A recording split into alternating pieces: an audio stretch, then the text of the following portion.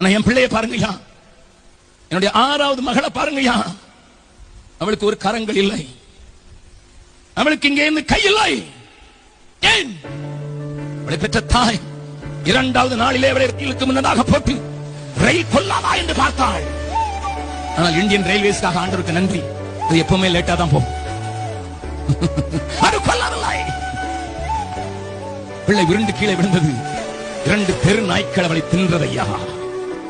என் குட்டி செல்லத்தை 2 நாய்கள் தின்றதையா. அவள் கால்களிலே சில விரல்களை காணோம், அவனுடைய இடது கையை காணோம். கண்ட ஒரு ஏழை மனிதன் ஒரு பெரிய அழுக்கு துணியிலே அவளை பொதிந்து அரசாங்க ஆஸ்பத்திரிக்கு கொண்டு வந்தார். டிஸ்ட்ரிக்ட் ஹெட் குவார்டர்ஸ் ஆஸ்பத்திரியில் என் பிள்ளை 2 நாள் இருந்தது. டாக்டர் கிடையாது, நர்ஸ் கிடையாது. 2 நாள் அவளுக்கு சாப்பாடும் இல்லை, மருந்தும் இல்லை. என் மனைவி ஓடோடி சென்று இந்த பிள்ளை எங்களுடைய ஆஸ்பத்திரிக்கு கொண்டு வந்து இதற்கு அறுவை சிகிச்சை செய்ய வேண்டிய நேரம் ஏற்பட்ட போது அந்த டாக்டர் என்னை பார்க்கிறார்கள். அவருடைய காலர் போன் மாத்திரம் நீட்டிக் கொண்டிருந்தது, அதை மூடுவதற்கு ஒரு சதையும் இல்லை. என் மனைவி மற்றவர்களும் சேர்ந்து அந்த பிள்ளைக்காக ஜெபித்த போது அடுத்த நாளிலே ஆண்டவர் அதை சதையால் அடைத்தார். ஒரே வாரத்தில் 5 அற்புதங்களை கண்ட என் அன்பு செல்லம் எனக்கு பிள்ளையாயிற்று.